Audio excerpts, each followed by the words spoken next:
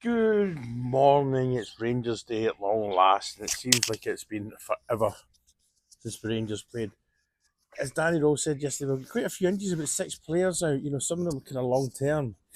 That's never a good thing, but we've got the squad there to cover. We might see players come in. Young Finlay Curtis, I would imagine he'll be starting or very close to be starting. He'll certainly be in the team, I would assume, with Moore being out for it till the end of December. What month is this? This is November, isn't it? So, um, the two defenders, Suter, Cornelius out, but we've got the big boy Fernandez that we got from Peterborough for £3.5 million, but allegedly it was 3.5 million. So we'll see what happens there. So hopefully, this is a time where players need to step up. And what they do when they get their chance to play in the first team to start, give Danny Roll a headache. Go in there and play your heart out, make it difficult for him to drop you when the players do come back. But I do believe we have got the squad there, and now's when and we've got Deja at the back as well. I know he's a bit of a bomb scare at times, but he can play football at times. So, and this is the thing about when people criticise the loans, rightly so.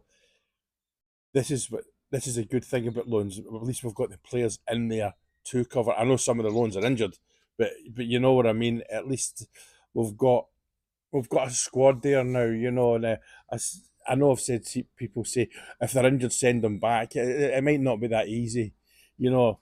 It depends on their contracts and stuff like that. But injuries happen. It's not a disaster. It's not a disaster.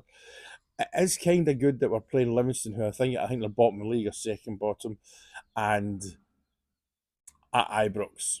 So Ibrox will be Ibrox will be full. Ibrox will be bouncing. When I say bouncing, there'll be a good atmosphere about the place because Danny Rowe and his team have done that. Have set that up, and I'm looking forward to see what happens with the set pieces. We've got the new set piece guy in. I know he's only been here a few days, but he'll have been hit the ground running.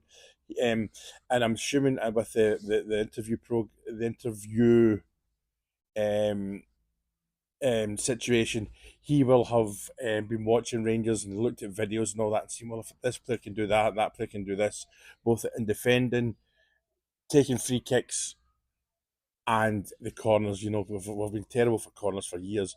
So it'll be interesting to see that. I mean, a few players have come back from international. There's something I'm never keen, I never really. It's it, but I guess it does kind of bug me. Sorry for the runny nose. And people say, "Oh well, they've had to fly back from international duty." It's a 2 hour flight. They're not flying around the world. They're not flying from Australia in a economy class seat. They're flying back business class seats. And they're fit people. That's the travelling thing's rubbish. I've been travelling all my life to do my job, and I hit the ground running. I just got on it, and I'm a mess, physical mess.